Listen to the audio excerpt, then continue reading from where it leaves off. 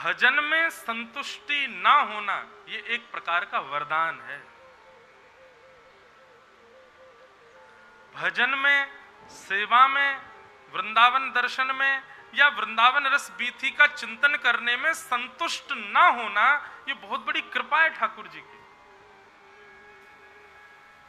अगर आपको संतुष्टि हो गई, मैं जो कर रहा हूं ये पर्याप्त है, मैं जो विचार कर रहा हूं, मैं जो सुन रहा हूं, मैं जो सुन के आया हूं ये पर्याप्त है, बस ये संतुष्टि जिस दिन आ गई, समझ लीजिए उस दिन श्री जी ने आपका हाथ छोड़ दिया है।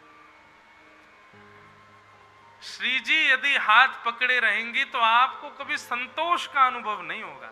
सदैव ये लगा रहेगा अभी तो कछु भयो ही ना है, अभी तो मैंने कछु कियो ही ना है, अभी तो मुझको कछु मिलो ही ना है, अभी मुझको और करनो है, और पानो है, और जाननो है। ये और मन में जो इच्छा प्रकट हो, असंतुष्ट होकर के बार बार चिंतन की इच्छा प्रकट हो, समझो श्री जी संग ही हैं। थोड़ा कष्ट तो होता है असंतुष्टि में, पर असंतुष्ट होने की वजह से ही आप पुनरपि पुनर नवीन नवीन भावों की तरफ दौड़ते हैं। एक बार भोजन करने से पेट भर जाए तो दोबारा भूख नहीं लगती, लेकिन कई बार ऐसा होता है कि जब लिवर खराब होता है ना, तो एक बार भोजन के बाद भी बहुत लंबे समय तक भूख नहीं लगती। लेकिन हर 2 घंटे में कुछ खाने की इच्छा हो तो यह समझना चाहिए कि पाचन क्रिया हमारी बढ़िया है। ठीक वैसे ही हर क्षण, हर पल, हर भाव में ये लगे नहीं अभी तो मुझको और करना है, अभी मुझको और जानना है, अभी मुझको और सेवा में रत होना है, अभी मुझको और स्थिति में प्रवेश करना है, अभी मुझको और भजनो है। ये असंतुष्टि जो बनी हुई है, अपर्याप्त की स्थिति चित्त में जो बनी हुई है, ये वरदान है कि श्री जी आपके ऊपर भी कृपा बनाई हुई है।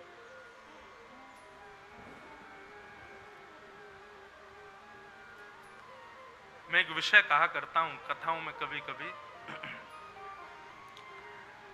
नृसिंह भगवान प्रकट हो गए खम्भ से, और जब प्रहलाद को गोद में लेकर के बैठे तो प्रहलाद जी से कहते हैं कि प्रहलाद कुछ मांगो। तो श्री प्रहलाद जी महाराज अपने छोटा सा हाथ ठाकुर जी के आगे ऐसे दिखाते हैं, और दिखाते हुए कहते हैं भगवान मेरी ने हाथ की रेखा देखी हो। ठाकुर जी अपने हाथों से प्रहलाद के हाथ की रेखा देख रहे हैं। नृसिंह भगवान कहते हैं क्या देखना है प्रहलाद, बताओ। प्रहलाद जी कहते हैं कृपा करके ये देख करके बताइए कि मेरे हृदय में आपके प्रति अनंत अनुराग कब होगा। आप कहोगे महाराज जी इसमें बड़ी बात क्या है? बड़ी बात यह है कि प्रहलाद ठाकुर जी की गोद में बैठा है। प्रहलाद के लिए ठाकुर जी खम्भ भेदन करके प्रकट हो गए। प्रहलाद की भक्ति के आगे आज लक्ष्मी की नहीं सुन रहे हैं, ब्रह्मा जी की नहीं सुन रहे हैं, देवादिदेव महादेव की नहीं सुन रहे हैं, किम पुरुषों की नहीं सुन रहे हैं, 33 कोटि देवताओं की नहीं सुन रहे हैं। उस प्रहलाद के लिए जिसके लिए ठाकुर जी ने इतना कुछ कर दिया, वो प्रहलाद अब भी ये पूछ रहा है कि मेरे हृदय में आपके प्रति अनुराग कब आएगा। प्रहलाद क्या तुझे अब भी नहीं लगता कि तेरे चित्त में मेरे प्रति अनुराग है? प्रहलाद जी कहते नहीं भगवान मुझे तो लगता है कि अभी मैंने कुछ किया ही नहीं, मैं वो अर्पित कर ही नहीं पाया जो करना चाहिए था आपके लिए नाथ। ठाकुर जी ने इतना कस के प्रहलाद को हृदय से लगाया कि अगर थोड़ी देर नहीं छोड़ते तो प्रहलाद नृसिंह भगवान में विलीन हो जाता। ऐसी स्थिति तृणादपि सुनीचेन चेतन महाप्रभु कहते हैं, स्वयं को सदैव अपूर्ण मानो भक्ति में। धन कमाते समय सदैव ये सोचना चाहिए मैंने खूब कमा लिया, और भजन कमाते समय सदैव ये सोचना चाहिए अभी तो मैंने कुछ कमाया ही नहीं है, अभी तो बहुत कमाना है।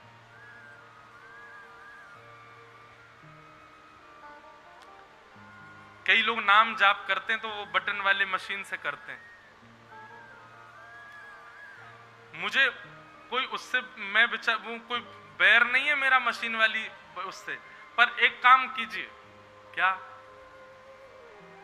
उसमें जहां नंबर आते हैं ना वहां पे टेप लगा दो, वो दिखना नहीं चाहिए कि हमारे नाम जब हम कितना कर रहे हैं।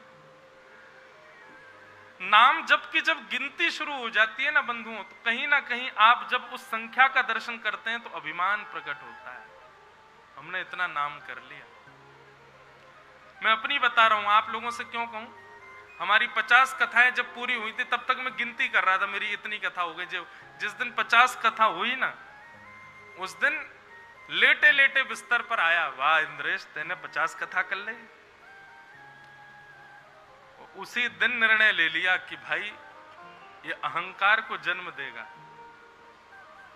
हम कभी अपनी अयोग्यताएं नहीं गिनते, हम अपने दूषित कर्म नहीं गिनते, हमने किसके साथ कितना बुरा किया इसकी गिनती कभी नहीं करते, पर श्रेष्ठ कर्मों की गिनती क्यों करते हैं। और ये तो गिनना ही नहीं है, उसी दिन से गिनती बंद कर दी मैंने, अब नहीं गिनता कथा कितनी हो गई, गिनती नहीं कर रहे हैं कितनी होंगी, बस प्रार्थना करते हैं अंतिम श्वास तक करवाते रहना ठाकुर जी, बस ये प्रार्थना।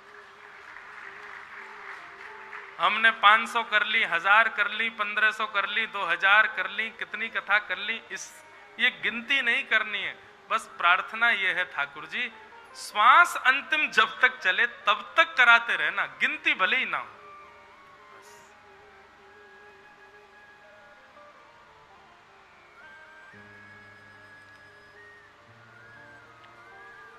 वेद व्यास जी महाराज ने अनंत रचनाएं की पर चित्त को शांति नहीं मिली। तब नारद जी महाराज आए और नारद जी आकर के कहते हैं, व्यास जी दृष्टता क्षमा हो, मैं बताऊं आपके चित्त को शांति क्यों नहीं है। बोलो बताइए। तब नारद जी कहते हैं कि भवतानुदित प्रायम यशो भगवतो मलम ये नैवासौ न तुष्येत मन्ये तद्दर्शनम खिलम।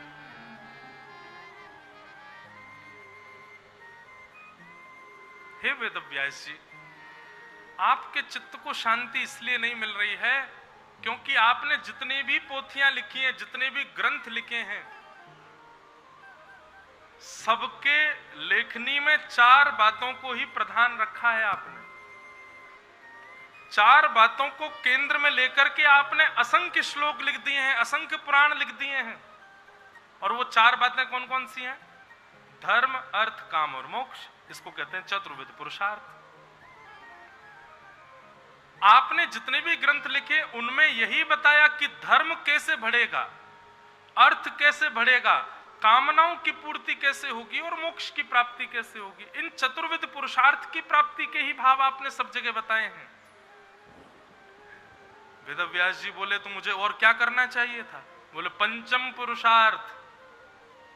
और माफ कीजिए, धर्म, अर्थ, काम, मोक्ष, ये एक का भी यदि आप अनुगमन करते हैं तो आपको बाकी के तीनों का भी करना पड़ेगा, मतलब 4 पुरुषार्थों का करना पड़ेगा, धर्म, अर्थ, काम, मोक्ष। पर यदि कोई पंचम पुरुषार्थ का अनुगमन करता है तो उसको इन 4 की आवश्यकता नहीं है। और वो पंचम पुरुषार्थ क्या है? प्रेम। पंचम पुरुषार्थ है प्रेम। प्रेम ना तो धर्म की चिंता करता है, प्रेमी ना तो अर्थ की चिंता करता है, प्रेमी की ना कोई कामना होती है और प्रेमी को ना ही मोक्ष की चिंता होती। ये पंचम पुरुषार्थ है। इस प्रेम का आपने कहीं वर्णन नहीं किया, इसलिए आपका चित्त शांत है।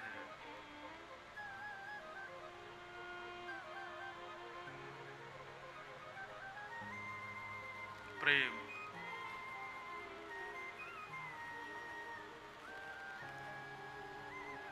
प्रेम नगर की डगर है कठिन रे, बटो ही न करना बसेरा, पग बढ़ा हो न जाए अंधेरा, पग बढ़ा हो न जाए। ये जो संकीर्तन है ना, हमारे वृंदावन में परम पूजनीय, आप सबने उनका नाम सुना होगा, रासाचार्य पद्मश्री श्री राम स्वरूप जी महाराज। उनके पूज्य पिताजी महाराज, उनके द्वारा रचित ये मेघश्याम जी, पूज्य श्री मेघश्याम जी महाराज। मेघश्याम जी, उन्होंने ही रास लीलाओं के मंचों का प्रारंभ किया। और ऐसा कहते हैं कि श्री मेघश्याम जी की गोद में साक्षात ठाकुर जी खेलने आते थे। उनका ये पद है। और ये पद क्या है? ये चेतावनी है, क्योंकि आगे की जो कथा होने वाली है ना बंधुओं, वैसे तो अब तो पहले दिन से ही प्रेम में ओतप्रोत कथा चल रही है, लेकिन फिर भी ये भागवत की कथा धर्म पथिक नहीं है, ये अर्थ पथिक नहीं है, ये कामनाओं की पूर्ति के लिए नहीं है। और ये भी कह दूं, श्रीमद् भागवत की कथा मोक्ष प्राप्ति के लिए भी नहीं है। ये तो केवल आपको प्रेम प्रदान करने के लिए, आपके चित्त में प्रेम प्रकट हो उसके लिए है। हाँ, कहते जरूर हैं कि श्रीमद् भागवती वार्ता मुक्तिदानेन गर्जति, पर मुक्ति का मतलब वहां पर वैकुंठ की प्राप्ति नहीं है।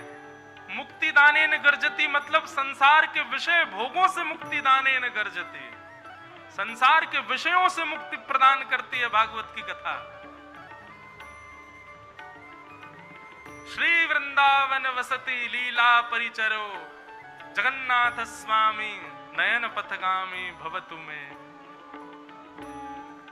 सदा श्यामा शाम के हो जाओगे, सबसे मुक्त होकर के ये मुक्ति मिलेगी भागवत से। ये वेदव्यास जी, आपने धर्म, अर्थ, काम और मोक्ष, इन चतुर्विध पुरुषार्थों से युक्त श्रीमद् भागवत की रचना की है।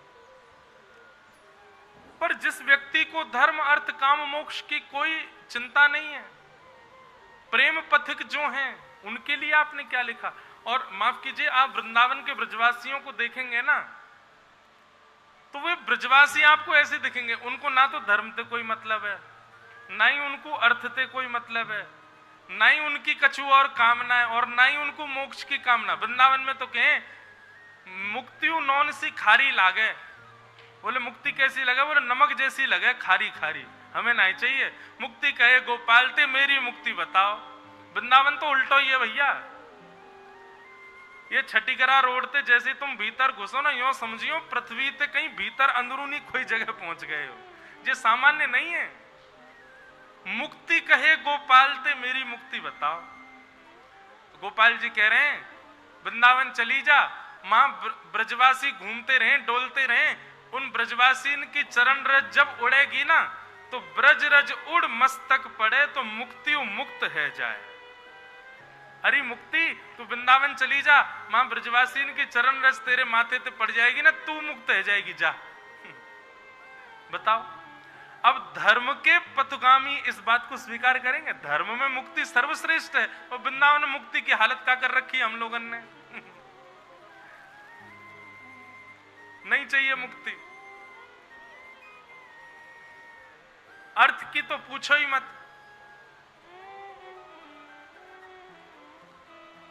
यहां तो मानवन की छोड़ो, बंदर भी आपके अर्थ मतलब बंदर भी लेके भाग जाएं। वास्तव में ये भी बड़े ना, ये धार्मिक, ये बंदर भी वो नहीं है चश्मा लेके जामे यूं के अरे बाबड़े, हमारे श्यामा शाम ने जो तो को वास्तविक नेत्र देखे उनते देख इनको, ये नकली नेत्र पहन के काई गुजारो है।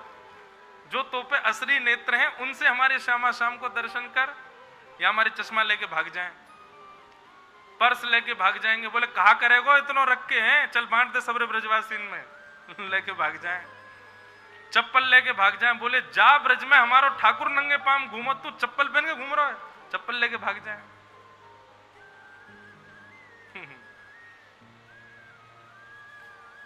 वृंदावन में तो धर्म की कोई स्थान नहीं, अर्थ का कोई स्थान नहीं, और कामना बस श्यामा श्याम राजी रहें, ये दोनों प्रसन्न विराजे रहें, या के अतिरिक्त कोई कामना भी नहीं है ब्रजवासीन की। और अंतिम आया मोक्ष। और मुक्ति की तो स्थिति बताई दी, वो तो चाहिए ही नहीं किसी को। मुक्ति की भी कोई कामना नहीं, केवल पंचम पुरुषार्थ प्रेम यहां पर लागू होता है, केवल प्रेम। नारद जी कह रहे हैं, हे व्यास जी, इतना सब कुछ आपने धर्म अर्थ काम मोक्ष की छाया में बैठ करके लिख दिया, मेरे कहे से एक भाव इन चारों को त्याग के प्रेम की छाया में लिख करके देखो, आपके मन को शांति मिलेगी। क्यों? क्योंकि जब आप धर्म अर्थ काम मोक्ष के प्रभाव को प्रस्तुत कर रहे हैं तो आप श्री कृष्ण को भगवान के रूप में दिखा रहे हैं, पर जब आप प्रेम के प्रकाश को प्रस्तुत करेंगे तब आप श्री कृष्ण के वास्तविक रूप को दिखाएंगे।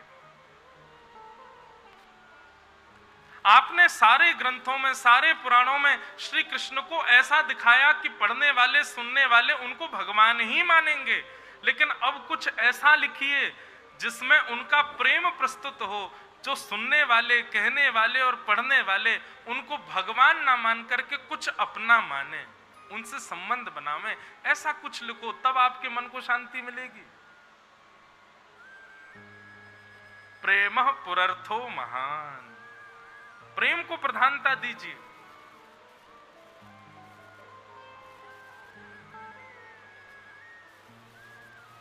कैसी लीला हमारे ठाकुर जी की। बोले वही जगत नियंता, जगदाधार, वही परमेश्वर ईश्वर जो अत्यंत अपरस में अपनी सेवा करवाते हैं, जिनको अत्यंत पवित्र माना जाता है, जो यज्ञ भोगता हैं। इतने पवित्र भगवान की स्थिति वृंदावन में क्या है? बोले मेहनादि निवास्तो, मेहनादि निवास्तो। गोपी कह रही है, मैया अपने लाला को समझा लो, नहीं तो काउदना देख लेंगी हम जाकू। मैया बोली मेरे लाला ने का कियो? बोले मैया तुम्हारो लाला चोरी करे। मैया बोली काय की चोरी करे? तुम्हारे रत्न चुरा लिए, तुम्हारी मणि चुराए ली, तुम्हारे गहने चुरा लिए। बोले नहीं नहीं नहीं नहीं। तो बोले मैया मक्खन की चोरी करे। मैया ने खूब सारी युक्ति बताई, तुम ऊंचे छींके पर रखे करो, तुम अंधेरे में रखे करो, तुम ऐसे छुपा के रख दे करो, तुम बड़े अंदर कमरान में रख दे करो, मेरो लाला ना आवेगो। तो एक गोपी कहती है, बोले मैया चोरी ना करवे तो बढ़िया, तो तुम्हारो लाला चोरी कर जाए वो ठीक है। बोले क्यों? बोले तुम्हारे लाला को जा घर से माखन चोरी करवे को ना मिले ना, तो चूल्हा में धरे भये अग्नि के कोयलान को उठा के लावे और वह घर के बाहर ऐसे निशान बना जाए कि या घर ते मुंह को माखन नहीं मिलो है, या घर ते मेरो पेट ना भरो, तो मैं भी पूरा प्रयास करूंगा कि या घर के हर सदस्य को पेट ना भरे। मैया बोली तो लाला ने कहा कियो? बोले मैया बस पूछो मत, मैंने जैसे तैसे अपनी मटकी बचा ली, तुम्हारे छोरा थे सोई बाहर निकल के गयो। बोले अच्छा तेने मुंह को माखन खावे तो रोको, मैं तू को बताऊंगो। मैंने कि चल चल, तू तो ऐसी बात बना दे ना, आज हम भूखे रहे, गोपी ध्यान रहियो, कल तेरो पूरा घर भूखो सोवेगो, भूखो रहेगो। मैया बोली कहा कियो लाला ने? बोले मैया हम सवेरे उठते 5 बजे सुबह भोर में, वहां से पहले तुम्हारो लाला आ गयो घर पे, और जा चूल्हे में हम भोजन बनावे, अपनी धोती वोती उतार के वहीं पे बैठ के सब करे आयो, बनाते रहो भोजन। मैं हनादि निवास्तो, श्रीमद् भागवत में वर्णन है। वेद व्यास जी मुंह पकड़ करके बैठ गए। नारद जी बोले कहां लिखी आपने ये बात? कहीं भी नहीं। आपने हर जगह कृष्ण के प्रभाव को बताया है, उनका स्वभाव कहां दिखाया आपने? अब ये प्रसंग आप कहेंगे तभी तो सुनने वाले को प्रेम होगा उनसे, और जब तक प्रेम को आप प्रदान नहीं करेंगे तब तक आपका चित्त शांत नहीं होगा। मुझे कभी कभी इस विषय को कहते कहते लगता है, यदि नारद जी ने आकर के वेद व्यास जी को नहीं समझाया होता, प्रेम की प्रधानता ना बताई होती, तो कभी भागवत की रचना नहीं होती, और यदि श्रीमद् भागवत ना प्रकट हुई होती तो आप और मैं, हम सब इस स्थान पर नहीं बैठे होते। ये कोई कोरा जंगल ही होता। सूरदास ना हुए होते, मीराबाई ना हुई होती, कुम्भन दास, रैदास आदि आदि ये रसिक जन जिनका जो जो प्रेम के पथिक हैं, इन सबको प्रेम को प्रदान किया ही श्रीमद् भागवत ने है। यदि भागवत की रचना नहीं होती तो इन सब का भी हमको नाम कभी स्मरण में नहीं मिलता। स्वामी श्री हरिदास जी महाराज, हितरवंश महाप्रभु, गोपाल भट्ट गोस्वामी, श्री जीव गोस्वामी पाद, ये सब कहां से मिलते हमको यदि भागवत नहीं होती तो। ये प्रेम प्रकाश ग्रंथ है, प्रेम प्रदायक ग्रंथ है, प्रेम प्रधान ग्रंथ है। यहां की प्रधानता ही प्रेम है।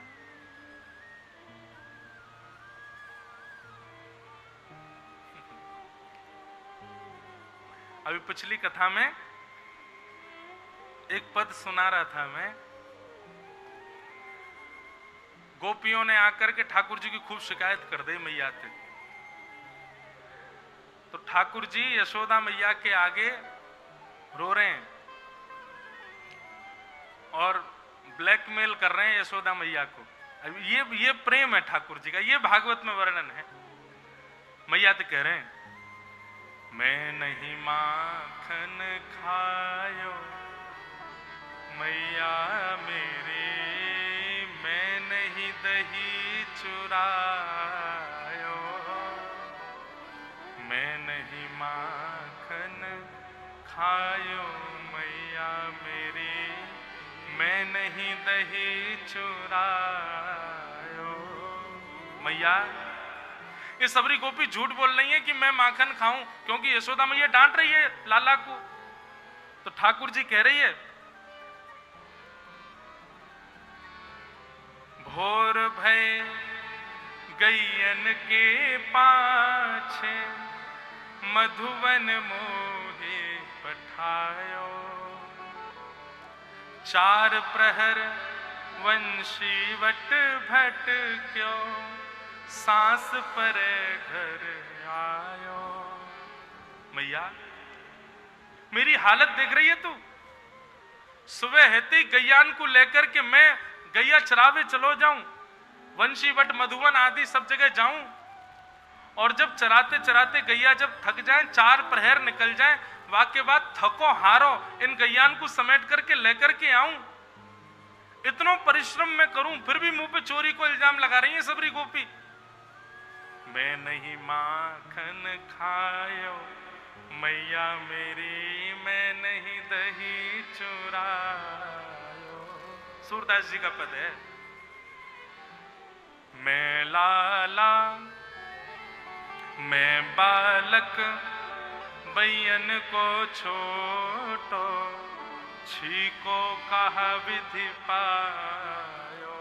मैया, तो को पता है 10-10 हाथ ऊंचे छीके पे मटकी रखे जे गोपी, और मैं नेक सो लाला कैसे जाऊंगा इतना ऊपर, कैसे मक्खन चुराऊंगा। मैया, तू मुंह पे इल्जाम लगा रही है, तू इन सबन की बातन में आकर के मुंह को दूषित दृष्टि से देख रही है। ग्वाल बाल सब बैर करे हैं, बरबस मुख लपटायो। ठाकुर जी कह रहे, मैया तो कुछ साची बात बताऊं। मैया बोली, बता। बोले, जे गोपी डर के मारे ऊंचे छीके पे मटकी रखें, और जब मोटी मोटी तो है गई है सबरी गोपी, और जब ऊपर चढ़े और छीके पे मटकी रखें और गलती से इनके छीके पे मटकी गिर जावे, तो सास के डर के मारे सोचे अब कहा करें, सास तो डांटेगी। सो वही समय हम गैया चरा के लौटे, जबरदस्ती पकड़ के हमारे मुंह पे मक्खन लगा दे और इल्जाम लगा दे, देख यहाँ ने चोरी करी हमारे यहाँ। ग्वाल बाल सब बैर करत हैं, बरबस मुख लिपटायो, मैं नहीं माखन खायो मैया मेरी, मैं नहीं दही चुरायो। और मैया अपनी सब बात बता रहे हैं ठाकुर जी बैठे बैठे। तू जननी मन की अति भोरी, तू जनकी मन की अति भोरी, इनको कहो बतियायो। मैया, तेरी गलती ना है, तू इन गोपीन की बातन में आ रही है। मैया तू है तो मेरी मैया ना, जैसे मैं सीधा वैसी तू सीधी है। तू बड़ी भोरी है मैया मन की, तेरी गलती थोड़ी है। ये सबरी गोपी आके जैसो कह दे तू मान ले। मैया मैया भी तो मेरी है ना तू। लेकिन मैया अब मुंह पे सहन ना होवे, अब बुढ़ापे को जा रहा हूं मैं, 3.5 बरस को है गयो, अब धीरे धीरे बुढ़ापा आ रहा, इतना ना सहन करूंगा मैं अब। मैया बोली तो का कहना चाह रहा हो फिर तू अब? सो ठाकुर जी अपनी लकुटी और काली कमली लेकर के गए। ये ले अपनी लकुट कमरिया बहुत ही नाच नचायो।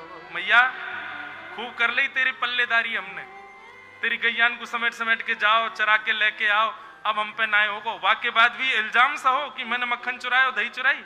जेले मैया अपनी लकुटी और जेले अपनी कमरिया, दूसरो लाला ढूंढ लियो, मैं जा रहा हूं घर छोड़ के। सूरदास तब बिहस यशोदा सुतले कंठ लगायो। ठाकुर जी कमरिया लकुटी रख के जैसे ही जान लगे, यशोदा मैया दौड़ी अपने लाला को हृदय से लगा लियो।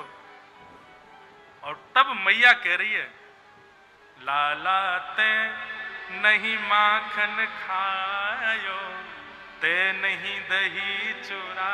लाला मैंने मान लियो, तेने नाय खायो माखन, तेने नाय खायो। ये दारी की सबरी गोपी झूठो झूठो इल्जाम लगा में, लाला मैं तो तेरी बात मान गयो। और इतने में ठाकुर जी जाकर के यशोदा मैया से लिपट गए। अब इस दृश्य को देख करके 33 कोटि देवता आकाश में खड़े खड़े विचार करते हैं, हम क्यों देवता बन गए? अरे हम कोई ब्रज के पशु पक्षी बन जाते, या ब्रज में कोई ऐसे गोवर को कोई कीड़ा ही बन जाते, किसी रूप में ही सही ठाकुर जी के समीप रहने को अवसर तो मिलता। क्यों? जगत नियंता जगदाधार प्रभु ईश्वर इस वृंदावन में अपनी प्रभुता भूल करके ऐसे सहज भाव में विचरण कर रहे। हे वेदव्यास जी, आपने ये प्रेम कहां दिखाया ठाकुर जी का? इसीलिए आपका मन बेचैन।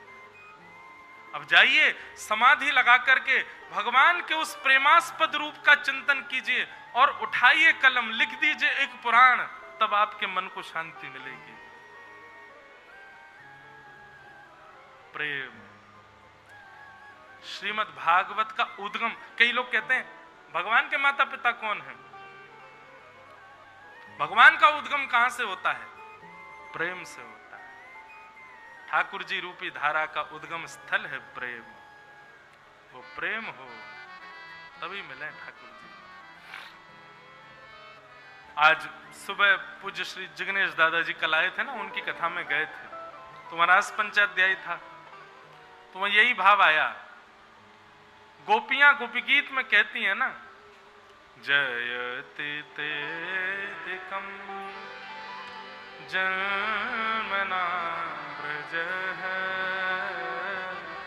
श्रयत इंदिरा ससदत्रहि।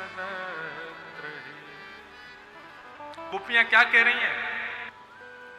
गोपी गीत कब गाया गया? जब ठाकुर जी अंतर ध्यान हो गए, ठाकुर जी अदृश्य हो गए, तब गोपियां कहती हैं, ते जन्मना ब्रजम अधिकम जयति।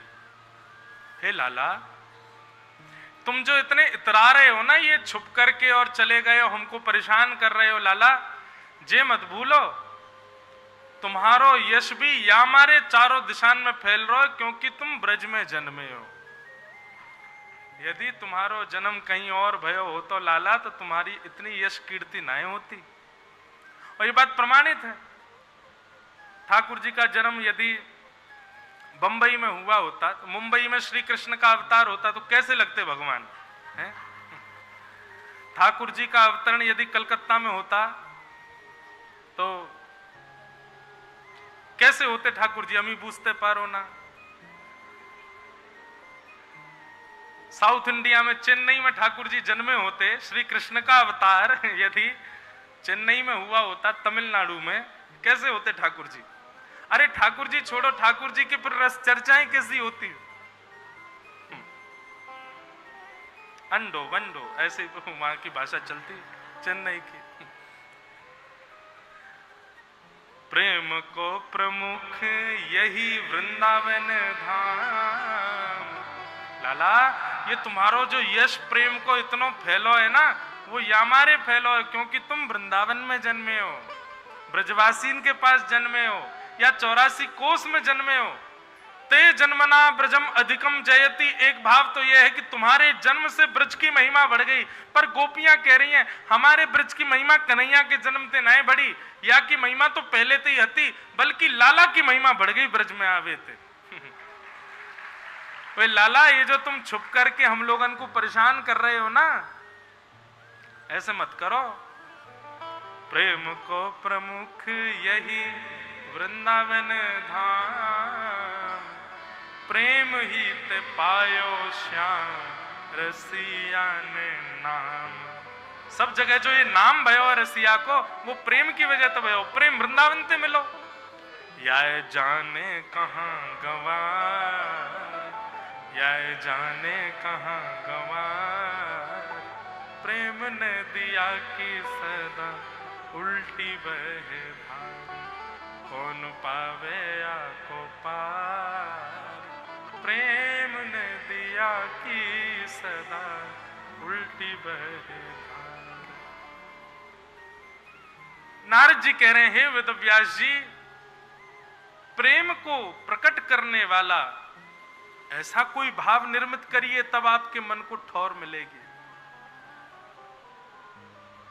महाराज जी, हम रोज हनुमान चालीसा का पाठ करते हैं, हम सुबह शाम दिया बत्ती करते हैं, हम इतना ठाकुर जी का भोग लगाते हैं, ये करते हैं वो करते हैं, पता नहीं ऐसा लगता ही नहीं कि हमने कुछ अच्छे से किया। दो भाव, पहली बात तो ये अपूर्णता बनी रहनी चाहिए, और दूसरी बात, कई बार हम जो कर रहे हैं वो उचित है कि नहीं, इस पर संशय यदि होता है तो निश्चित ही आप प्रेम युक्त होकर के नहीं कर रहे हो, इसलिए आपको कहीं ना कहीं वो विचलित कर रहा है।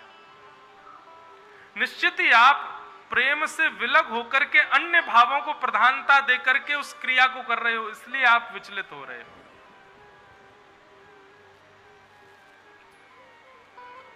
प्रेमी बनकर के ठाकुर जी की सेवा करो। पूजा और सेवा दोनों में अंतर होता है। पूजा अपनी मनोकामना के लिए की जाती है, पूजा अपनी इच्छा से और अपनी इच्छाओं के लिए की जाती है, और सेवा उनकी प्रसन्नता के लिए, उनकी इच्छा के लिए, वो राजी रहे उसके लिए की जाती है। और वृंदावन सेव्य प्रधान, सेवा प्रधान है, पूजा वूजा नहीं होती है यहाँ पे, यहाँ सेवा होती है। कभी ग्रहण पड़ रहा हो ना, सूर्य ग्रहण हो, चंद्र ग्रहण हो, हमारी तटीय स्थान चले जाओ, पूरे विश्व में सूर्य ग्रहण के समय पर सब लोग अपने अपने घरों में बैठ जाते हैं, मंदिर बंद रहेगा, ठाकुर जी को सुला देंगे, रसोई घर में कुछ बनेगा नहीं, कोई क्रिया नहीं होगी, सब बिल्कुल बैठे रहो, एकांत में बैठे मौन जाप करते रहो। और सूर्य ग्रहण जब होगा तो हमारे तटीय स्थान में भंडारा होता है। सूर्य ग्रहण चंद्र ग्रहण पे भंडारा होता है, उसका एक पद भी है। बोले क्या पद है? बोले सूर्य ग्रहण का मतलब तो ऐसा है, और चंद्र ग्रहण का दोनों का मतलब ऐसा है कि श्यामा श्याम दोनों आपस में लीला कर रहे हैं। तो जैसे सूर्य के आगे चंद्र के आगे कोई और ग्रह आ जाए तो ग्रहण माना जाता है, ऐसे ही वे कहते हैं सूर्य चंद्र ये हमारी किशोरी जी हैं, और उनके आगे श्याम सुंदर आ गए, श्याम सुंदर ने किशोरी जी अंक में भर लेंगे, वही ग्रहण है रोए। तो ये हमारे भंडारो हुए ब्रजमंडल में। बोले चंद्रमा किशोरी जी हैं और हमारे लालजू ने उनको अंक में भर लियो है। ये ग्रहण संसार के लिए, वृंदावन वासिन के लिए, तो शामा शाम को वामु मिलन है, ऐसा वृंदावन धाम।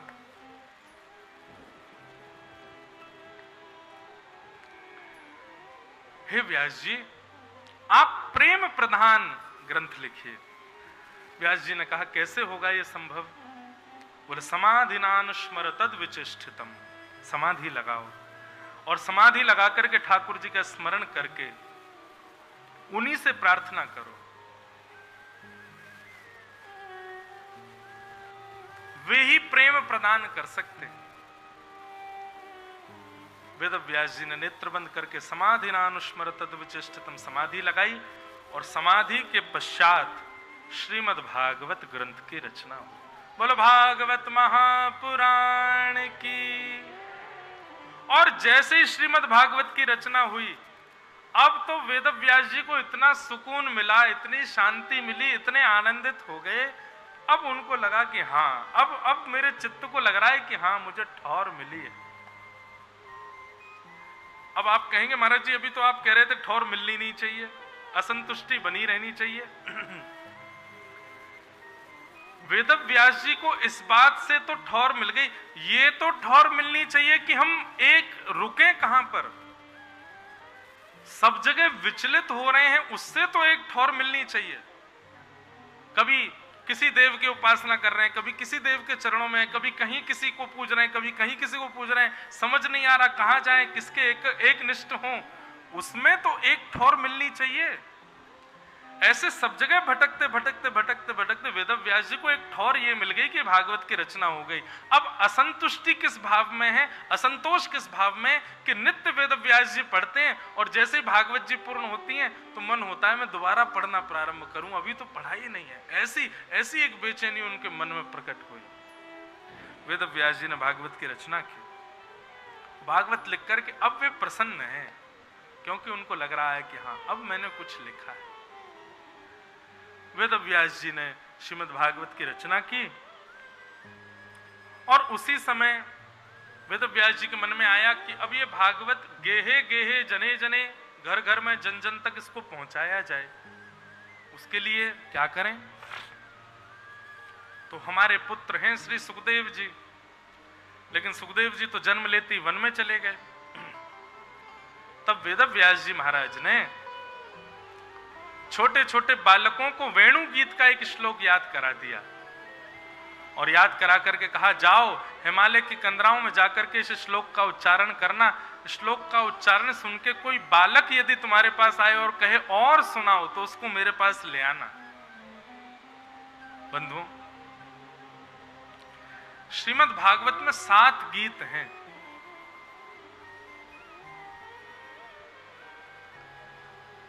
रुद्र गीत सबसे पहला गीत, रुद्र गीत, वेणु गीत, गोपी गीत, युगल गीत, भिक्षुक गीत, ऐल गीत, इस प्रकार से ये गीत हैं श्रीमद् भागवत में।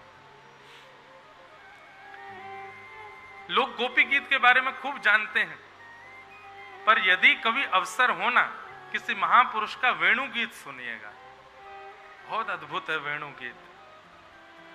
जिस प्रकार कृष्ण अंतर ध्यान हो गए और उन श्री कृष्ण की खोज में गोपियों ने गोपी गीत गाया, ऐसे ही वेणु गीत की स्थिति क्या है कि श्री कृष्ण गैया चराते चराते चराते जैसे वन में जाते हैं, खिड़कियों से गोपियां ठाकुर जी को देखती हैं, लेकिन अब ठाकुर जी तो वन में चले गए, नेत्रों को दिखाई नहीं दे रहे हैं। तो गोपियां अपने घर में बैठ करके नेत्र बंद कर लेती हैं, कृष्ण का स्मरण करती हैं।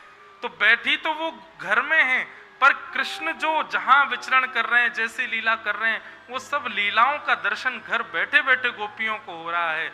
वही है वेणु गीत। ठाकुर जी अब क्या कर रहे हैं, अब कहां जा रहे हैं, कैसे गैया चरा रहे हैं, कैसे वेणु बजा रहे हैं, ये सब लीलाएं प्रकट होती हैं, वो फिर वेणु गीत है।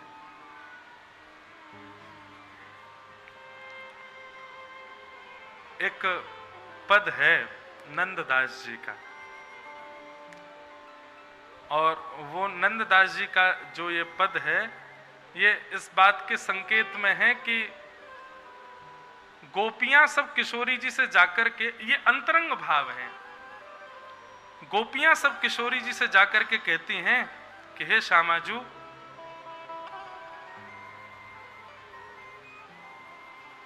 लाल जी के दर्शन में अपूर्णता सी लगती है, उसके लिए हम क्या करें? आप कृपा करके हमको अनुग्रह करके कोई मार्ग प्रशस्त करो कि अपूर्णता कैसे जाएगी। बहुत ध्यान से सुनना।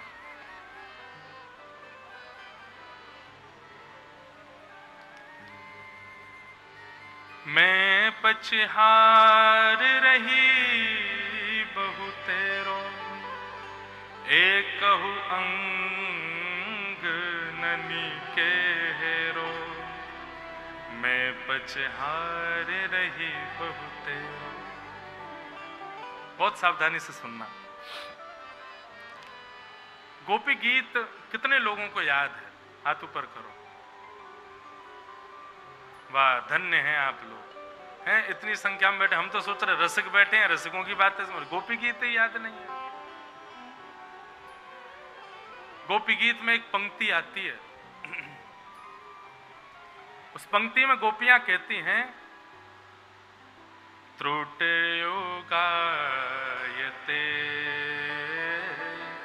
त्वाम पश्यताम्।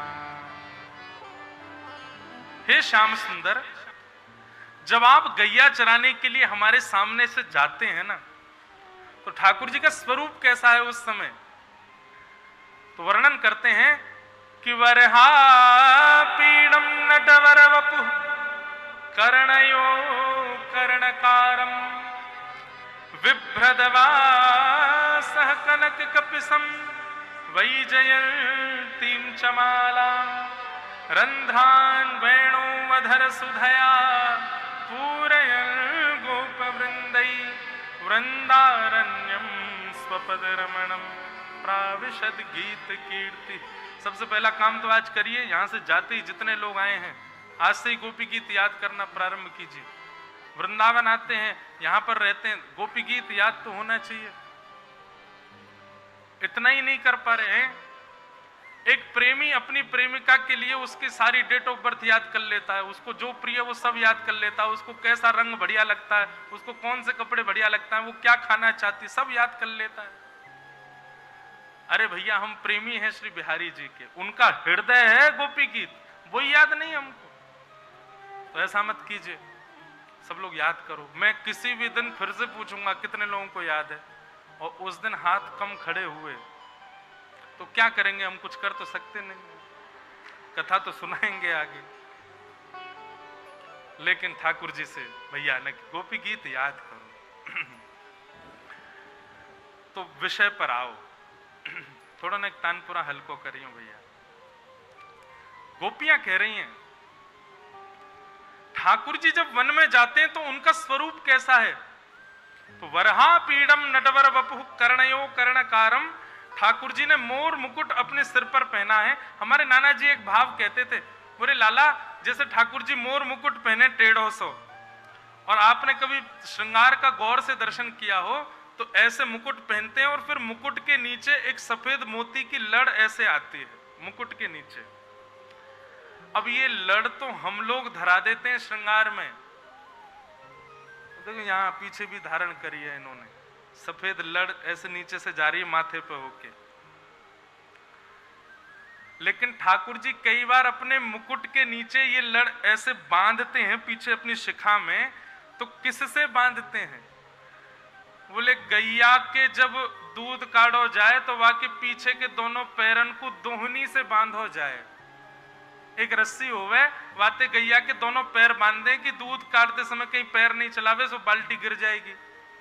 सुबह दोहनी को ठाकुर जी लेकर के कभी कभी अपने मुकुट के नीचे ऐसे बांध ले में, वहां पे गोबर लगो है, ब्रज की खुरकी रज लगी है, और वो ठाकुर जी ऐसे अपने सिर के ऊपर बांध ले में, वाकू बांध करके ठाकुर जी चले। कभी बात दोहनी को अपने गले में माला बना के पहन ले, कभी बात दोहनी को अपने कमर में कसले में। हमारे पूज्य नाना जी कहते, बोले लाला जब जब बात दोहनी को ठाकुर जी धारण करते ना, सो गैया मन में विचार करती, आज ये दोहनी वाह गैया ने पहनी, वाह के कितने भाग्य की, वाह के पैरन में बंधी हुई दोहनी ठाकुर जी ने पहनी, कल को मेरो दूध निकालेंगे, मैं पाम चलाऊंगी ताकि मेरे पाम में भी दोहनी बांधे, फिर वह दोहनी को भी लाला पहन ले। सो ऐसे गोपीन में होर लगी है, जन कितनों किलो दूध तो गैया ऐसे ही बहा दे, क्यों? हम पाम चलाएंगे तो लाला दोहनी बांधेगो और सारी दोहनी ले आएगो। एक समय तो ऐसा आयो, सबरी गोपीन नहीं पाम चलाने शुरू, सबरी गैया नहीं पाम चलाने शुरू कर दिए, इतनी सारी दोहनी ठाकुर जी ले आए कि अब ठाकुर जी श्रृंगार मोतीन को मालान को ना करें, दोहनी पहन के घूमे पूरे दिन। हाथन में बाजूबंद भी दोहनी को, कमरबंद भी दोहनी की, गले की माला भी दोहनी की, सिर के मुकुट के लड़ भी दोहनी की, सब दोहनी ते ही रहे में ठाकुर जी। और वो दोहनी भी कैसी, वहां में गोबर लगो है, ब्रज की रज लगी है, गैयान के खुर की रज लगी है।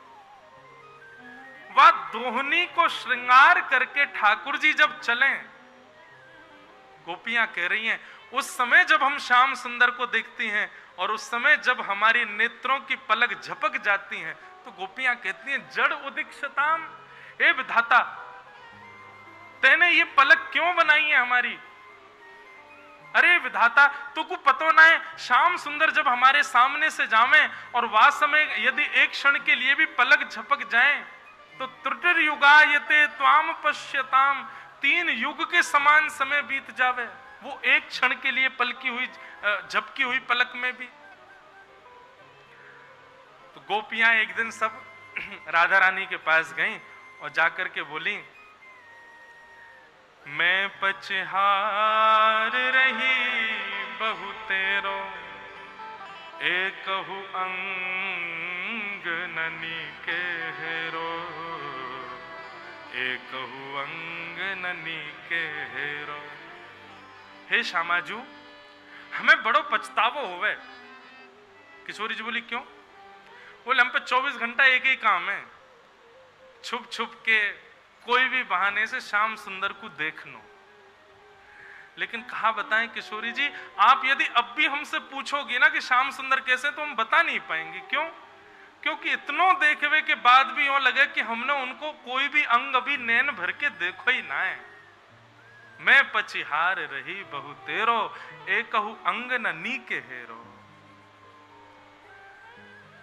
आहा कितने सुंदर भाव। किशोरी जी बोली क्यों? तुम तो 24 घंटा उनको देखवे कोई काम करो, फिर क्यों ना देख पाओ? एक गोपी बोली, किशोरी जी कल मैंने विचार कियो कि ये पलक बार बार झपक जाए, तो मैं ऐसे पलकन को पकड़ के बैठी रही कि श्याम सुंदर आएंगे तो पलकन को झपकन नहीं दूंगी। अच्छा तब तो तेने देख लिए होंगे। बोले नहीं। कहा भयो? तब गोपी कह रही है, छिनहि में भर आवत पानी, श्याम स्वरूप कहा किम में जानी। श्याम सुंदर को रूप ऐसो है, श्याम सुंदर के रोम रोम को लावण्य ऐसो है, मैंने खूब प्रयास कियो कि कल तो मैं नेत्र भर के देख ही लूंगी, लेकिन उनके रोम रोम को दर्शन करके पतो ना ऐसो मन संदिग्ध भयो कि नेत्रन से अविरल अश्रुधार गिरन लगी, ओझल है गए, धुंधुले है गए, मैं देख ही नहीं पाई। हे श्यामाजू। और एक गोपी कह रही है, किशोरी जी प्रयास चाहे जितनो भी कर लो नेत्र खोल करके श्याम सुंदर को देखवे को, पर एक कमी और है ना। किशोरी जी कह रही है, कहां कमी है? बोले नयन दो छवि अमित अगाधा। ठाकुर जी को स्वरूप तो इतनो अमित है, इतनो विशाल है, सागर के समान है, और वह सागर के समान रूप को केवल 2 नेत्रन से देखना, 2 ही बनाए विधाता ने। नयन दो छवि रूप अगाधा, और तापर पलक करत है बाधा। एक तो इतनो विशाल समुद्र जैसो ठाकुर जी को रूप जाकू जीवन भर भी देखेंगे तो भी कम है जाएगा। वहां में भी 2 ही आंख मिली हैं, और ये 2 आंखन में भी ये पलक बना दी है या विधाता ने। जड़ उदीक्षताम, या हमारे हम तो श्याम सुंदर को देखे ही ना पावे। गोपियां सब ये भाव कह रही थी। किशोरी जी कहती हैं, तुम सब चिंता मत करो, मैं तुम्हारी या भाव की पूर्ति करूंगी। बोले कहा करोगी? हाँ हाँ। किशोरी जी कह रही हैं, अब मैं तपस्या करूंगी। गोपी बोली तपस्या काहे को करोगे? बोले मैंने सुनी है तप करवेते अगले जन्म में ब्रह्मा बन जाएं, तो या जन्म में मैं तप करूंगी और तप करके फिर मैं विधाता बनूंगी, और जब विधाता बन जाऊंगी तो मानव बनाने की जिम्मेवारी मेरी। तो जो विधि ना को वश कर पाऊं, अगर मैं विधाता बन गई, और यदि मैं विधाता नहीं भी बनी, तो विधाता को बनावे वारो श्याम सुंदर मेरो ही है। या तो कहूंगी कि अगली बार विधाता जैसो मैं कहूं वैसो बनाओ, जो विधि ना को वश कर पाऊं, तब तो मैं पद छति कछु और चलाऊं। तब मैं मानवन को बनाने को पूर्व रूपरेखा कछु और ही बनाऊंगी। सब गोपी कह रही, अच्छा फिर कहा करोगी आप, विधाता से कहां बनवाओगी? बोले तब मैं विधाता से कहूंगी, हे विधाता ये दो नेत्र नहीं, बोले तो रोम रोम प्रति नैन बनाऊं। ये जितने रोए हैं ना शरीर में, इतने नैन बनाऊंगी, और एक एक टक रहे पलक न बनाऊंगी। ऐसे नेत्र बनवाऊंगी कि उनमें पलक नहीं होंगी। और जब ऐसे नेत्र रोम रोम में प्रकट होंगे बिना पलक के, वह समय जब श्याम सुंदर आएंगे, तब पूर्ण होंगे हमारे मनोरथ। हम रोम रोम से श्याम सुंदर को देखेंगे, और हम सब गोपीन के, हमारे सबके चित्त को मनोरथ पूर्ण हो जाएगा। हम श्याम सुंदर को रोम रोम से देख करके अपने अंदर ही समा लेंगे। ऐसे विचार भाव वार्ता करके गोपियां सब आनंदित हो रही। ऐसा है वेणु गीत, अद्भुत है। ये सब विषय बोलने में मुझे कभी बहुत संकोच होता है कि कहीं कोई इन विषयों का, इन भावों का कोई गलत अर्थ ना लगा ले। बंधुओं, ये निष्काम प्रेम है ब्रजवासियों का, ब्रज की गोपियों का, ऐसा प्रेम। तो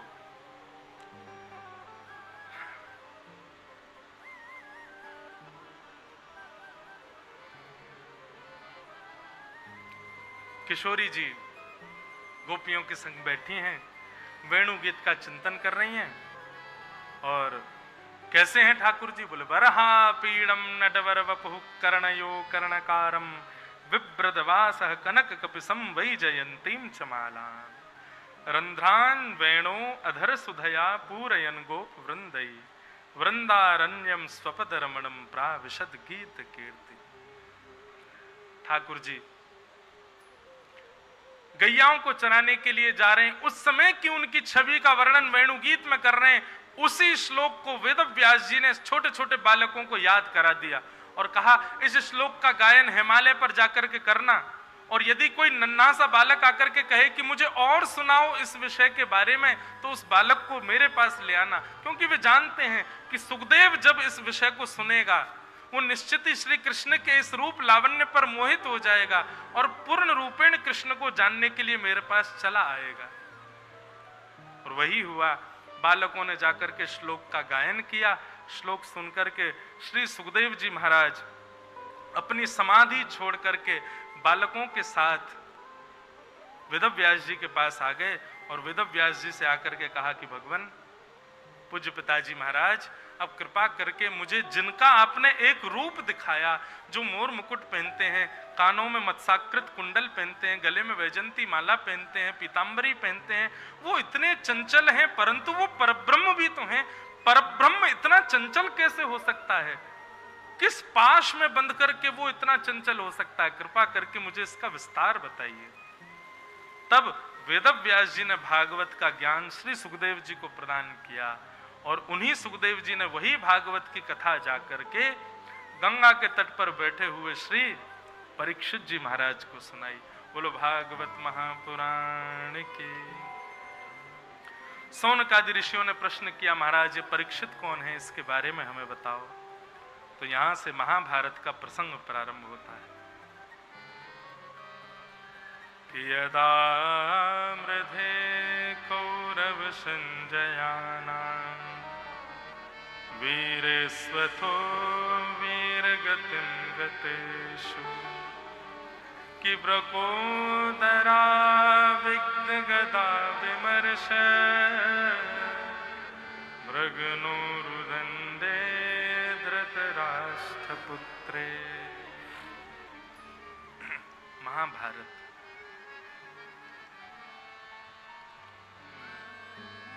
महाभारत की कथा यदि सुननी है तो 1 महीने की कथा होती है महाभारत की। जैसे भागवत जी 7 दिन की, रामचरितमानस 9 दिन की, ऐसी महाभारत होती है 1 महीने की। परंतु इस बार हमको सौभाग्य मिल रहा है 12 अप्रैल से लेकर के और 11 मई तक 1 महीने की श्रीमद् भागवत कथा कहने का। इसी 12 अप्रैल से 1 महीने पर्यंत श्रीमद् भागवत कथा। नासिक के दत्त धाम, वहां पर वो कथा होगी। हम तो बड़े अंदर से बहुत उत्सुक हूं मैं कि कब वो दिन आवेंगे कि 1 महीना की कथा होगी। अभी भी कभी कभी चिंतित होकर के मैं विषय पर जाने के लिए वापस आता हूं, क्योंकि मुझे यह है कि अभी कल चौथा दिन है, कृष्ण जन्म करना है। परंतु वहां स्वच्छंद है, 4 घंटे रोज मिलेंगे और 30 दिन तक मिलेंगे। बोलो जितने भाव बोलने, तो विस्तृत होगी भागवत की कथा, आनंद आएगा, सुख मिलेगा। महाभारत का प्रसंग सुनाया गया, मैं सूक्ष्म में ही स्पर्श करूंगा महाभारत का। महाभारत का युद्ध पांडव जीत गए थे, परंतु दुर्योधन ने तभी गुरुपुत्र अश्वत्थामा को आज्ञा कर दी, मेरी जंघा तोड़ी है इन पांडवों ने, मैं यदि हस्तिनापुर की इंद्रप्रस्थ की राज्य गद्दी पर नहीं बैठा तो इन लोगों को भी नहीं बैठने दूंगा। जीत गए तो क्या हुआ, हे गुरुपुत्र अश्वत्थामा, तुम सोते हुए 5 पांडवों को मार दो, अब जो होगा सो देखा जाएगा, आगे तुम तो बस मार आओ। अश्वत्थामा बात मान करके आधी रात ही निकल गया। पर बंधुओं, जिसके रक्षक सुदर्शन चक्रधारी हैं उसको कौन मार सकता है? जिसकी लाज ठाकुर जी रखते हैं उसको कौन मार सकता है? सूरदास जी का एक पद है, लाज रखो गिरधारी, मोरी लाज रखो गिरधारी, जैसी लाज राखी अर्जुन की, जैसी लाज राखी अर्जुन की, भारत युद्ध पछारी, भारत युद्ध पछारी, सारथी हो के रथ को हाक्यों, सारथी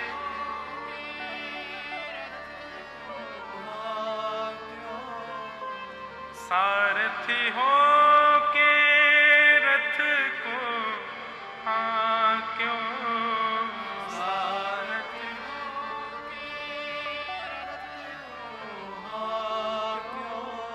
चक्र सुदर्शन धारी, मुनि लाज रखो गिरधारी, मोरी लाज रखो गिरधारी, मोरी लाज रखो गिरधारी, जैसी लाज राखी द्रौपदी की, जैसी लाज राखी द्रौपदी की, जैसी लाज राखी द्रौपदी की, जैसी लाज राखी द्रौपदी की, होन ना दीन उघारी,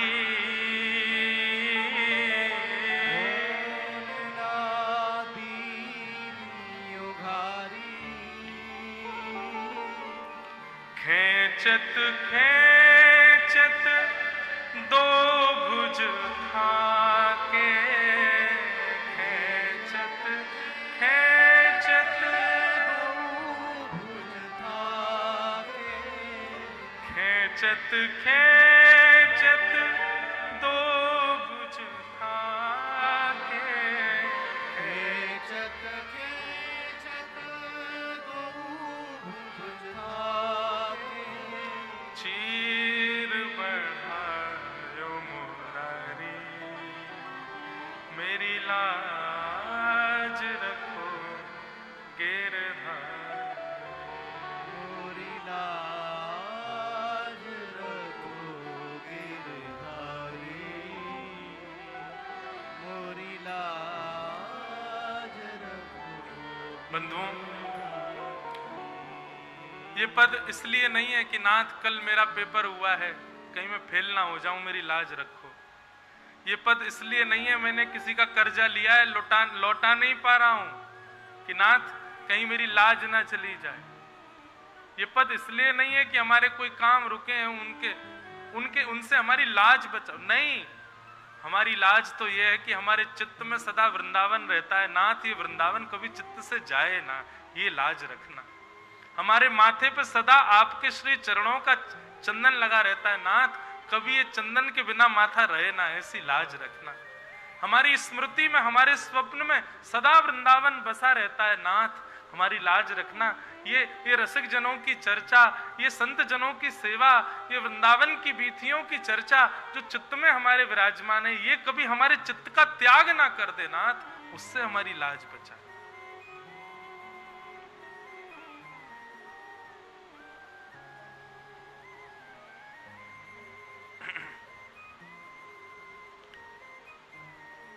पांडवों को आधी रात ही ठाकुर जी कहीं और लेकर के चले गए और अश्वत्थामा ने सोते हुए द्रौपदी के 5 पुत्रों को मार दिया। पांचों के सर ले जाकर के प्रस्तुत कर दिए दुर्योधन के सामने। दुर्योधन ने कहा, अरे मूर्ख, ये तूने क्या किया? ये 5 पांडव नहीं है, द्रौपदी के 5 पुत्र हैं ये। अब तो हमारे कुल में कोई तर्पण करने वाला भी नहीं बचा। और इसी वियोग में दुर्योधन के प्राण निकल गए। लौट करके भगवान 5 पांडवों के साथ आए। बंधुओं, कभी कभी मन में एक भाव आता है और मैं इस बात को पुष्ट करता हूं कथा में गुरुजनों की आज्ञा से। ठाकुर जी पांडवों के इतने रक्षक क्यों हैं? पांडवों के पास ऐसा क्या है जिसके लिए ठाकुर जी उनकी पग पग पे रक्षा कर रहे हैं? बहुत ध्यान से सुनिएगा, बहुत सुंदर विषय है ये। युधिष्ठिर, भीम, अर्जुन, नकुल और सहदेव, ये 5 पांडव हैं। और ये 5 पांडव 5 विचारधाराएं हैं, 5 स्वभाव हैं। बंधु देखो, ये महाभारत युद्ध है संसार। हम आप सब महाभारत युद्ध कर रहे हैं।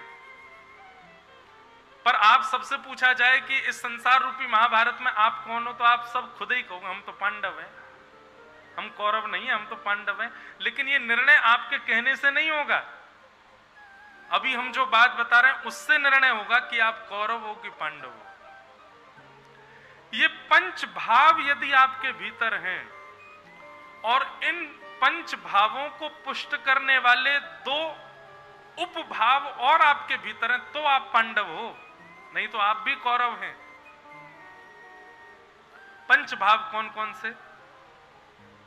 तो युधिष्ठिर का भाव है धर्म, भीम का भाव है बल, अर्जुन का भाव है प्रेम, नकुल का भाव है बुद्धि और सहदेव का भाव है स्वरूप।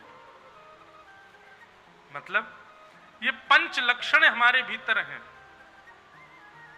धर्म है, बल है, प्रेम है, बुद्धि है, स्वरूप है। इन 5 लक्षणों से ये बात सिद्ध हो जाती है कि हम पांडव हैं।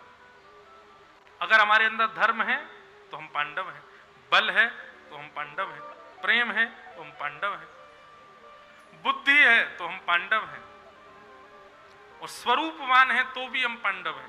परंतु ये 5 लक्षण तो कौरवों के पास भी हैं। कौरवों में भी एक धर्म है, कौरवों में भी एक बलवान है, कौरवों में भी एक प्रेमी है, कौरवों में भी एक बुद्धिमान है, कौरवों में भी एक स्वरूपवान है।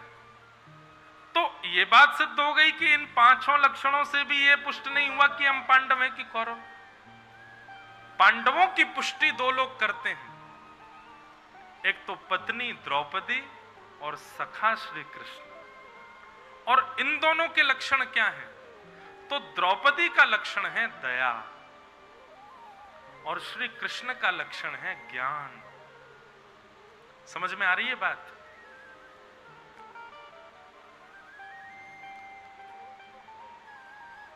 धर्म है लेकिन दया और ज्ञान नहीं है। धर्म है आपके अंदर लेकिन धर्म में दया नहीं है और धर्म में ज्ञान नहीं है, तो आप कौरव हैं।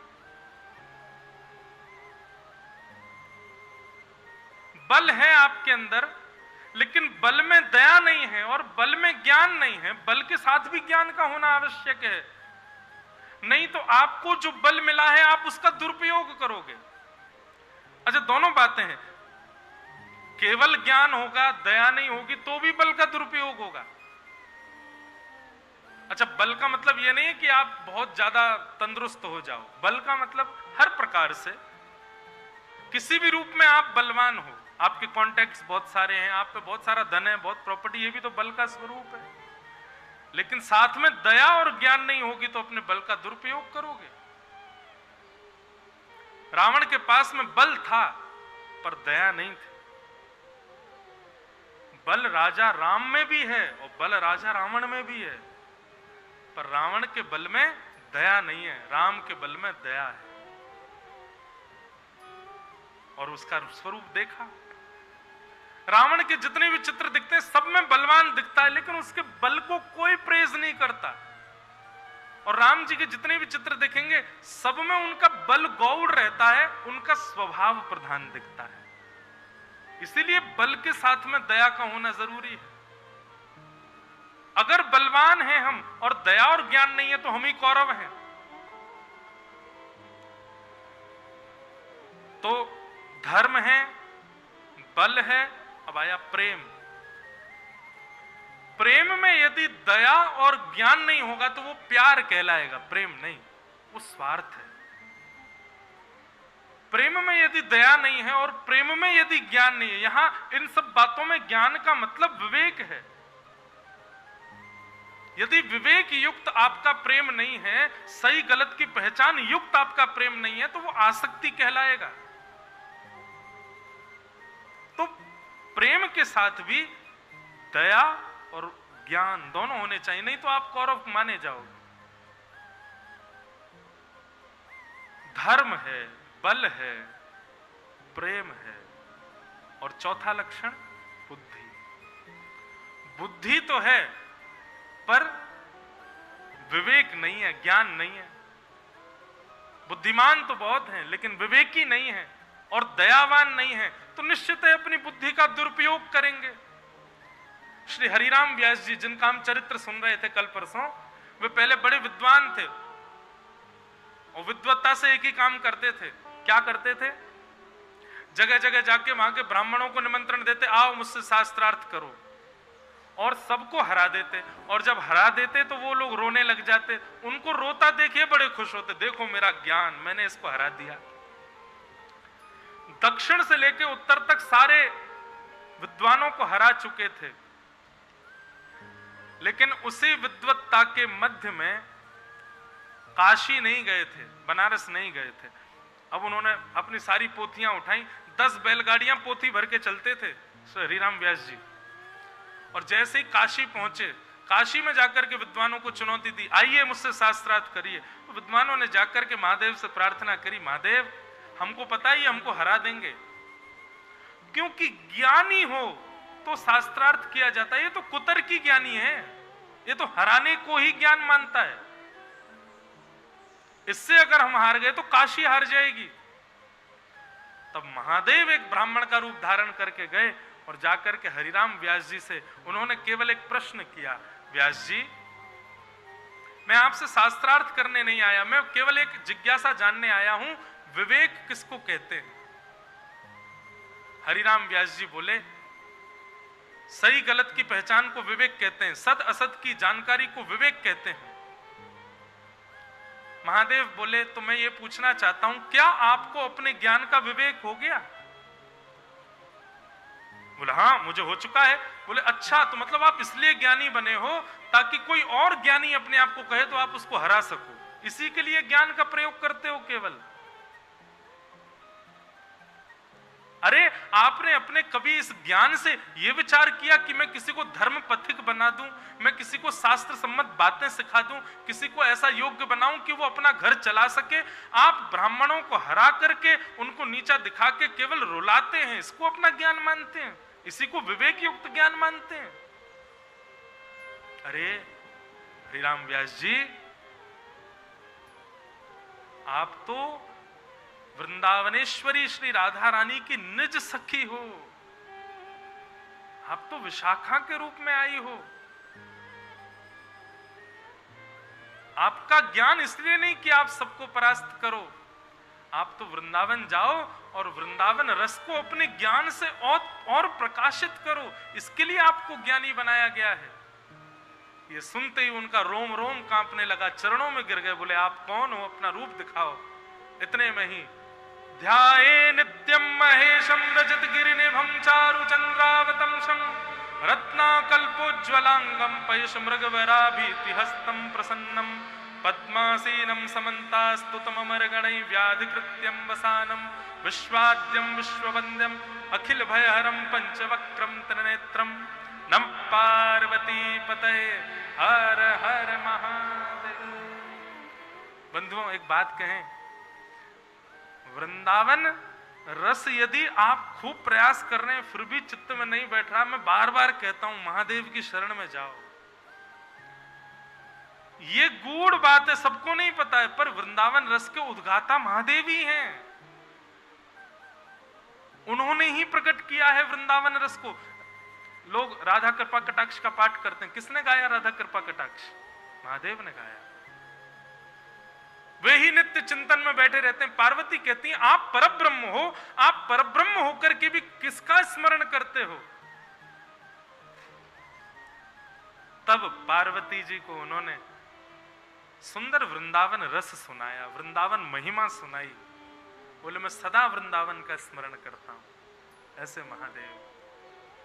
इसलिए मैं लोगों से कभी कभी प्रार्थना करता हूं कि महादेव के मंदिर में जाके ओम नमः शिवाय दुनिया गावे, तुम महादेव के मंदिर में जाके बोला करो बोलो श्री राधा वल्लभ लाल की। महादेव के तीनों नेत्र खुल जाते होंगे, जय हो मेरे प्यारे को नाम लेवे वारो आयो आज मेरे पास, मेरे स्वामी को नाम लेवे आयो।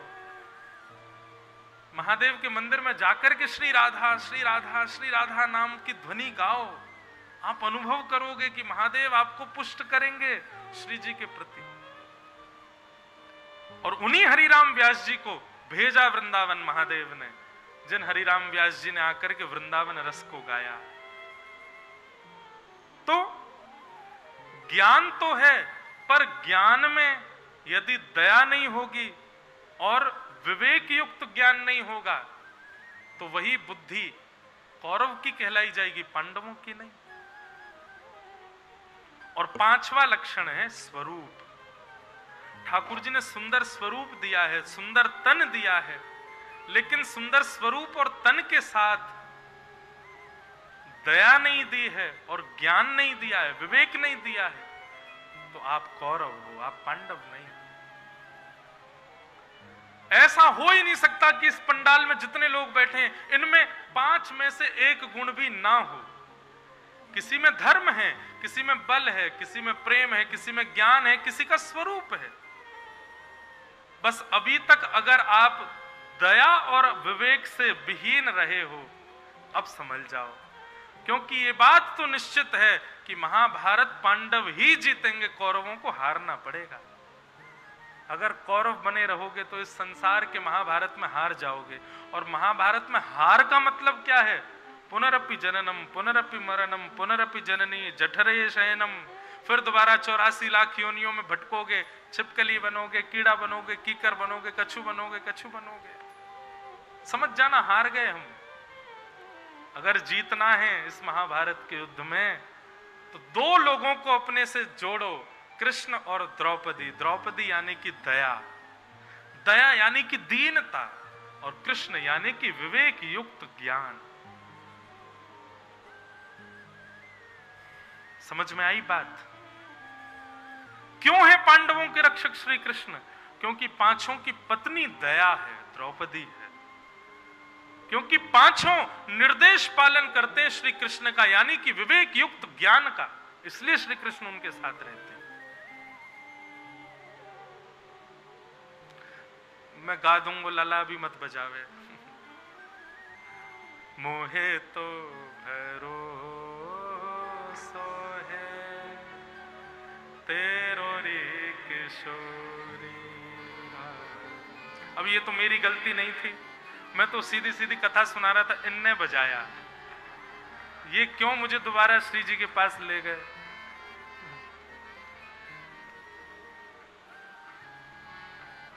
तो पंच पांडव सबके भीतर हैं भैया, और ये महाभारत संसार है। इस महाभारत युद्ध में यदि जीतना है, यहां पर विजय यही है कि पुनश्च वृंदावन प्राप्त हो जाए। यहां की विजय यही है कि पुनरपि जननम मरणम के भाव से निकल जाए हम। बंधु, वृंदावन रसामृत, वृंदावन महिमामृत इस बात की पुष्टि करते हैं कि वृंदावन में प्राण त्यागने वाला व्यक्ति चार प्रकार से प्राण त्यागने वाला व्यक्ति, ध्यान से सुनना। स्वयं महादेव कहते हैं पार्वती को, पहला जन्म वृंदावन में, मृत्यु कहीं भी। जन्म वृंदावन में हो गया हो, मृत्यु कहीं भी हो गई हो, यह बात निश्चित है कि फिर वो चाहे कहीं उसकी मृत्यु हो, उसको मृत्यु के बाद निज वृंदावन प्राप्त होगा। निज वृंदावन क्या है वो बाद में बताऊंगा, पहले सुनो यही बात। वृंदावन में जन्म हो जाए, मृत्यु कहीं भी हो, निश्चित है आपको निज वृंदावन मिलेगा। दूसरा, जन्म कहीं भी हो, मृत्यु वृंदावन में हो जाए तो निज वृंदावन मिलेगा। तीसरा, जन्म भी कहीं हो गया हो, मृत्यु भी कहीं हो गई हो, लेकिन अंतिम श्वास जब चल रही थी उस समय वृंदावन का स्मरण कर लिया तो वृंदावन प्राप्त हो जाएगा। चौथा और बड़ा अलौकिक, जन्म भी कहीं हो गया हो, मृत्यु भी कहीं हो गई हो, और अंतिम समय में वृंदावन याद भी नहीं आया हो, केवल चिता में अग्नि लगने से पहले आपके शव पर किसी ब्रजवासी की दृष्टि पड़ गई हो तो भी निज वृंदावन प्राप्त हो जाएगा। अगर किसी की शव यात्रा में ब्रजवासी, ब्रज का जन्मा ब्रजवासी चला जाए, उसकी शव यात्रा में चल जाए, निश्चित है, सोचो एक ब्रजवासी चल जाए और जिसको ब्रजवासी ही नाचते गाते हुए कंधा दे करके लेके जा रहे हैं, उसकी स्थिति क्या होगी? इन चार स्थिति में प्राण त्यागने वाले व्यक्ति को निज वृंदावन प्राप्त होता है। अब सोचो निज वृंदावन क्या है? श्री बिहारिन देव जी का पद है, बिहरत लाल बिहारिणी दो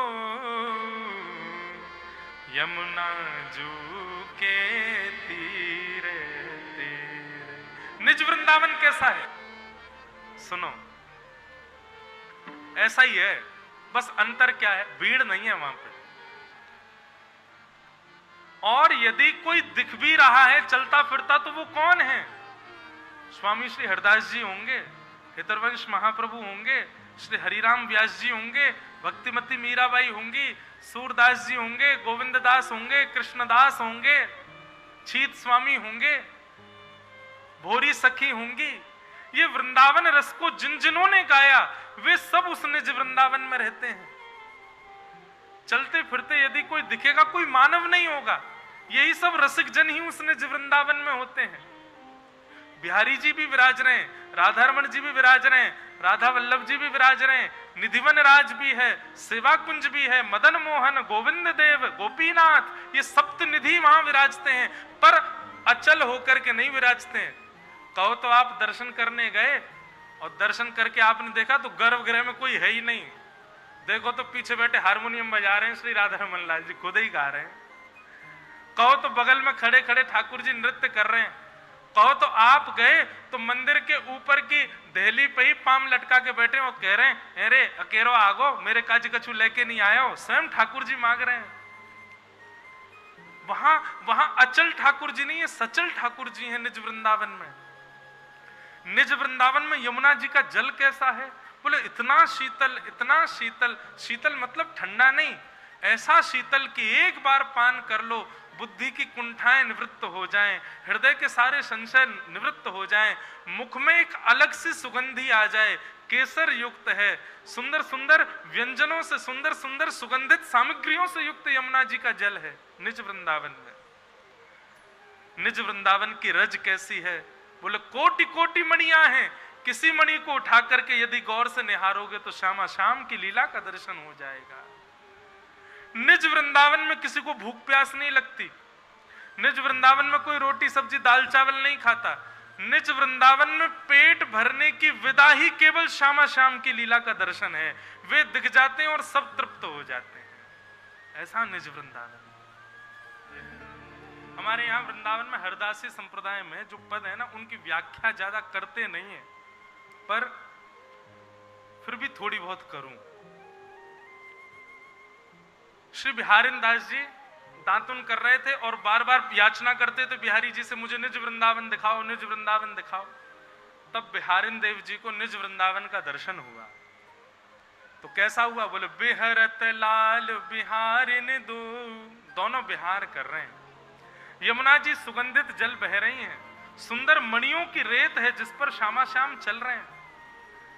दोनों एक दूसरे से देखते हैं तो चारों नेत्र जब एक दूसरे को देखते हैं तो ऐसा लगता है श्री जी के नेत्र प्यासे थे श्याम सुंदर को देखवे को, और श्याम सुंदर के नेत्र प्यासे श्री जी को देखवे को। दोनों अपलक नेत्रन से एक दूसरे को निहार रहे हैं। लोचन चारु चकोर चितय हित, पिबत अधीर न धीरे धीरे। कैसे निहार रहे हैं एक दूसरे को कि भाई एक बार देखने पर जब मन भर जाए तो पलक झपक जाती हैं, पर अपलक नेत्रों से दोनों एक दूसरे को देख रहे हैं। दोनों के नेत्र अधीर हो गए हैं, भर ही नहीं पा रहे हैं एक दूसरे को देखे बगैर। उमग मिलत अनुराग नवलवर, कल कुंडल चल वीरे वीरे। हाँ, उमग उमग करके दोनों मिल रहे हैं। तो जब कभी भी दोनों समीप आवे तो कभी तो श्याम सुंदर और किशोरी जी के आपस में नूपुर कुंडल मिल जावे, कभी पटका और श्री जी की सुंदर ओढ़नी मिल जावे, हस्त से हस्त मिल जावे। मानो ऐसा लग रहा हो केवल श्याम सुंदर और किशोरी जी नहीं मिल रहे हैं, उनके आभूषण, उनके वस्त्र, उनके तन पर विराजमान सुशोभित जितने भी अलंकृत अलंकार हैं वे सब भी एक दूसरे से मिलवे को लालायित है रहे हैं। ऐसा दर्शन है रो। बोले या दर्शन को देख के मेरी स्थिति कहा भाई? बोले श्री बिहारी दासी सूझत नाही सुरझत नाही। सुरझत मतलब उलझ गए हैं। श्री बिहारी दासी सुरझत नाही, तन मन अरुझि अरुण पट पीरे। उनके दोनों के या सुंदर भाव पे मेरो तन और मन दोनों उलझ गए, अब मैं सुलझ नहीं पा रहे हूं। और कैसे उलझे श्री बिहारी दास जी? दातुन करते करते 3 दिन बीत गए, 3 दिन तक दातुन ही करते रहे। और 3 दिन बाद जब मुख से रक्त निकलने लगा और वो रक्त बह करके यमुना जी को जाकर के रक्त रंगित करने लगा, वही रक्त बहता बहता आगे के घाटों पर गया। आगे के घाटों पर स्नान करने वालों ने, लोगों ने जब यमुना जी को रक्त युक्त देखा तो रक्त का पीछा पीछा करके दौड़ के गए तो देखा एक वृक्ष के नीचे श्री बिहारी दास जी, नेत्रों से अविरल अश्रुधार गिर रही है और दातुन कर रहे हैं, मुख से रक्त निकल रहा है। खूब उनको हिलाया, खूब उनको चेतना दिलाने के प्रयास किए, लेकिन चेतना नहीं हुई। तभी स्वामी श्री हरदास जी के दूसरे कोई चरण सेवक आए, उन्होंने कान में आकर के कुंज बिहारी श्री हरिदास, जैसे ये नामावली कही तुरंत बिहारी दास जी के नेत्र खुले। भीड़ देख करके कहने लगे, कहा भयो भैया, अभी अभी श्यामा श्याम विचरण कर रहे, वो कहाँ चले गए? तब किसी ने बताया, बोले आप कब से बैठे हो यहाँ पे? बोले अभी अभी तो आया था, दातुन कर रहा था तो सुंदर युगल का दर्शन हो रहा था, इसलिए विलंब हो गया। बोले विलंब हो गया? 3 दिन हो गए तुमको यहां बैठे बैठे, और श्री बिहारी जी महाराज 3 दिन से शयन हैं। एकमात्र ऐसा समय आया था वृंदावन में 3 दिन तक बिहारी जी के दर्शन नहीं खुले। क्यों? श्री बिहारी दास जी ऐसे भावावेश में चले गए थे। अद्भुत है भैया वृंदावन रस। वहां निज वृंदावन की प्राप्ति 4 प्रकार से हो गए। तो